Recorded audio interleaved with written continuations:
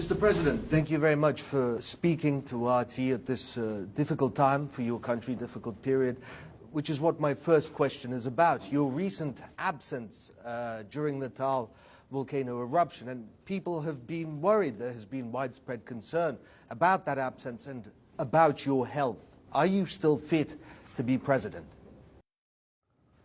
You know, please do not believe media, especially the Rappler, that's the mouthpiece of the CIA and the U.S. I was there before they made the announcement that they did not go. I was there 2 days earlier. Then I went home to Davao to rest.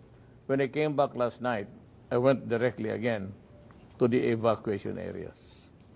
So do not believe that kind of garbage being dished out by Rappler, which is an American CIA-funded news agency, and which has been, well, they have not paid their taxes, and we are questioning them because media must be 100% owned by the country, the Philippines.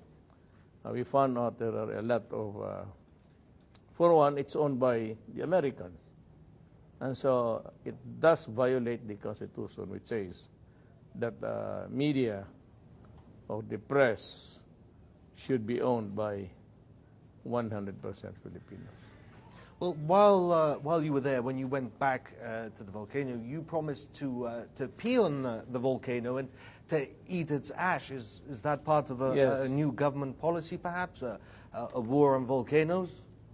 Well, that is one aspect of life which we cannot really fight, in the sense that when Mother Nature blows, it blows, and we'll just have to take the necessary steps to counter it, to meet the challenges of the ash fall and the devastation that it will create on the livelihood of peoples who would lose their livelihood and their homes.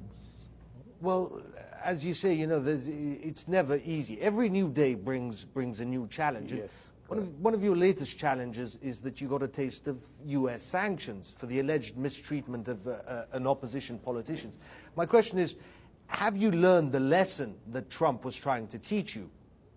It should be the U.S. who should learn the lesson from us, because they think that we are a backward country, that we are in inevitable times, that we are incapable of dispensing justice.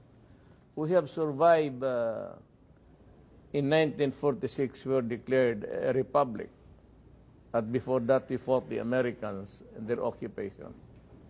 You see, the opposition and the communists got together to invent these issues about Secretary de Lima receiving money by way of campaign contributions from the drug lords in this country. And the Americans simply do not believe that a Secretary of Justice is incapable of receiving money to finance or to ensure the victory. And they rode on the issue that it was a trump-up charges by the opposition, the yellow, the liberals, and by the communists. And so they started to believe in the lies of the opposite side. Now, we cannot do anything. Trump says that, it's not just Trump, but the United States says that one of the sanctions would be that they would not allow the entry of any official connected with the prosecution of Secretary de Lima. I countered that if you do that, then I will not allow the Americans to enter into the Philippines without a visa. They should get a visa from our embassies there. As of now, they come and enter as if they own the place. So I countered that if you do that, then you start to have to present as a visa before you enter the country. One of the staples of your presidency has been a U-turn in foreign policy. You've been making a lot of other friends with, for example, with Russia, with China. My question is, what can Russia and China offer you, the Philippines, that America can't? Nothing, except that you respect the sovereignty. Because America continues to look as a vassal state. Because when we were under the Americans for 50 years, and they live off the fat of the land before we got our independence. We went to war against them. So, if you do not, if I cannot get a credible posture from the Americans, I can get it from the Russian and the Chinese government. It's because they respect the sovereignty of the country, which America is totally lacking. It's not only the Philippines, but over the world, they do not respect sovereignty of government. Well, in recent years, you've pointedly been shopping for example, Russian weapons. Yes. Most recently, the joint Indian-Russian cruise missile. Yes. But you never got your credit card out. You never did. The question is, why? What are you waiting for? We had to do. We had our priorities. I was buying for 12 cargo helicopters. And, you know, we are not a rich country. However, we program the funds of government, how to budget it, there's always not enough to go around with. So I'm sure that we'll have to make the down payments and be prompt in our, you know, just because Russia is a friend, it doesn't follow that we do not, you know, we abscond or we do not pay our debts. So it's still money, and we're really short of it, actually. We're not that rich. But we have placed the orders now. 12 military helicopters, cargo choppers. How far do you think trade and cooperation, friendship between Russia and the Philippines can realistically go? After all, there is 8,000 kilometers separating Moscow and Manila. What do you want from this relationship? Is it nuclear energy, or mining, or something else? I'm sure Russia could come here and look for viable businesses that can help Russia, your country.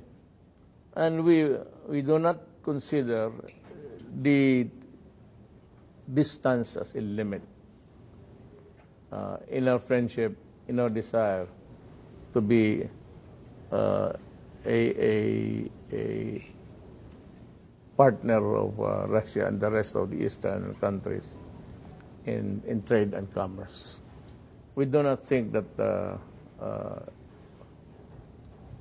the distance is on the minus side. It's a plus side. And nothing can really be a hindrance if you really want to do it with another country. Well, one country that's been getting very close to the Philippines is China. Physically, Yes. it has been getting very close because, Yes. unlike, say, for example, Vietnam, which has been very vocal in its opposition to China's South China Sea claims, you and the Philippines, they haven't been as vocal in their opposition. Why is that? Because, you know, the other side really wants to do a more aggressive stance. And I cannot afford to do it. I cannot afford a stand where I would be drumming my war drums because we cannot afford it. It would annihilate the Philippines.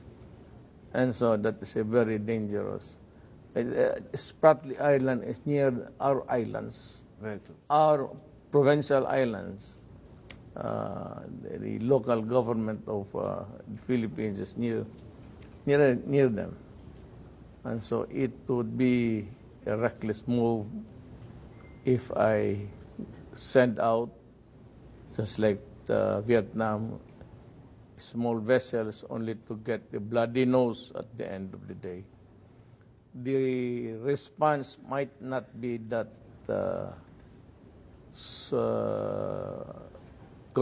contained if I get to move because of the so many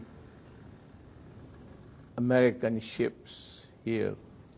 They might just also want to take advantage and make a pretext that they are defending the Philippines, and it will blow out beyond our control. And I said, a war with China at this time is of no use to us. We might as well just be friendly, do some, improve our trade and commerce, and let time heal its.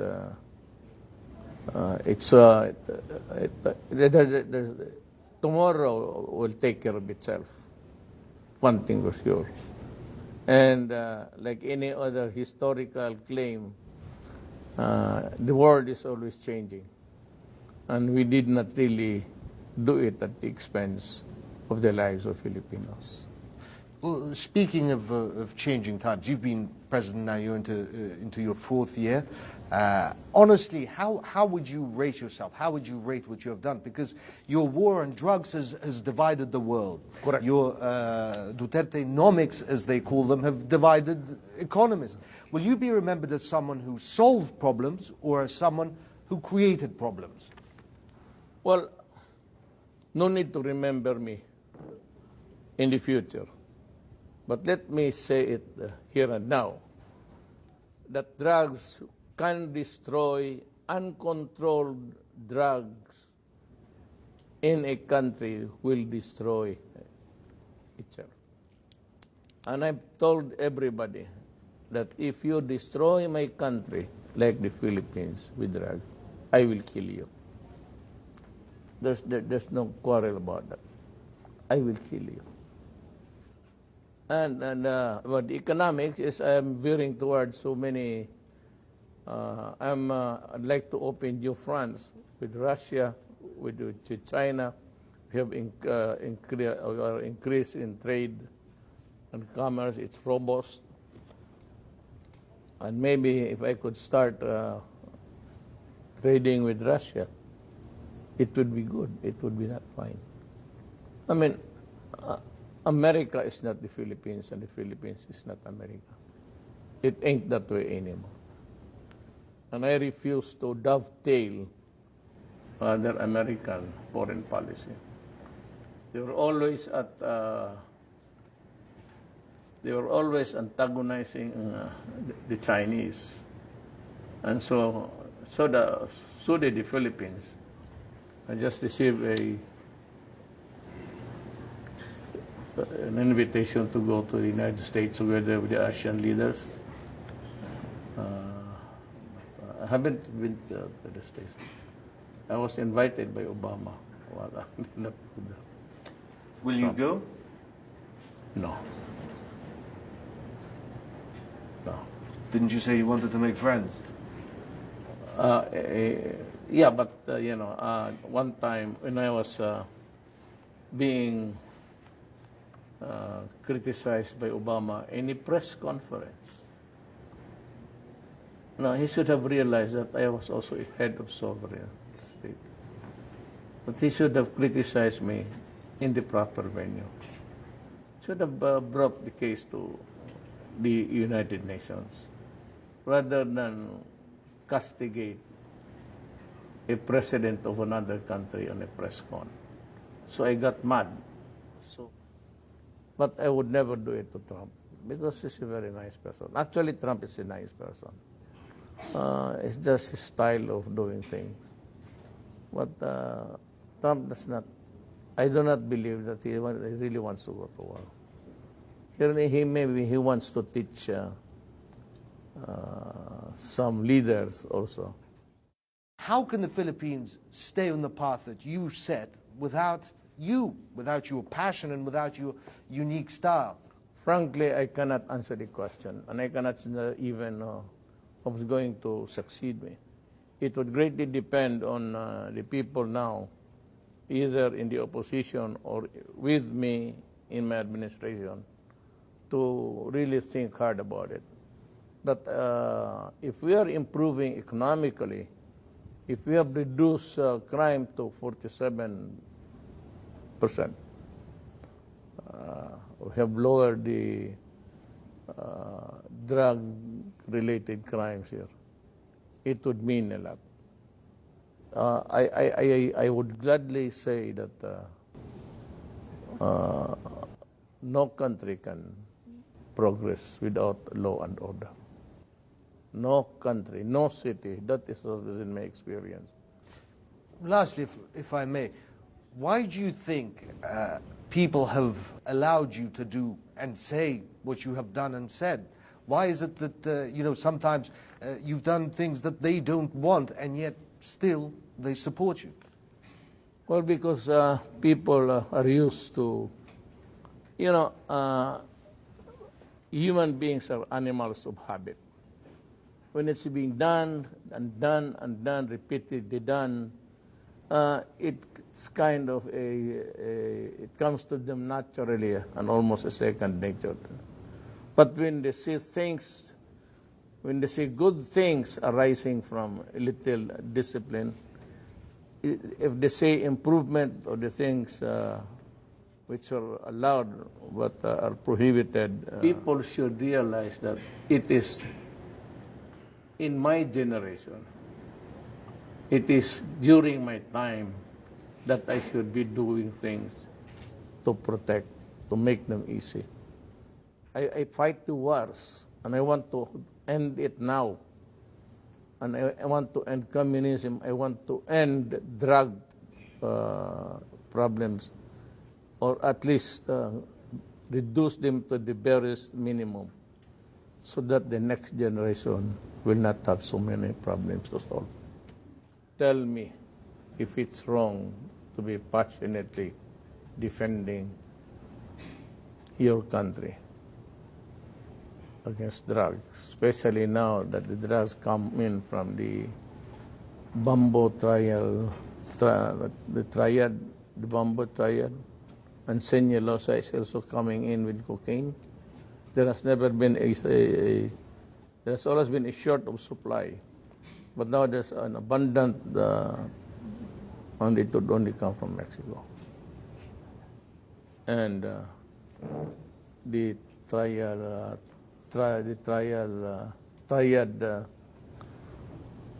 countries there in somewhere in China.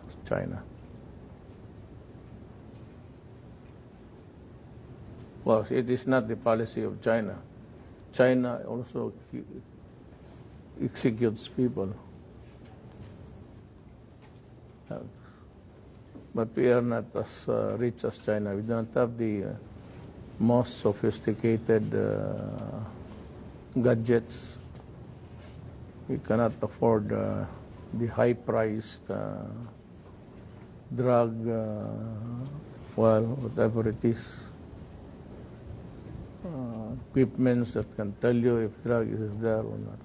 At your age, what drives you? What motivates men that are older increasingly to go into politics at 70, at 80? Because politics, it's difficult. It's a fight. It takes a lot of energy. Every day it's a daily war. What motivates you to get up in the morning? I have not realized that. I have not taken it into account. But I do my work just the same as early as when I first entered politics. In 1988, I was elected mayor of the city of Davao.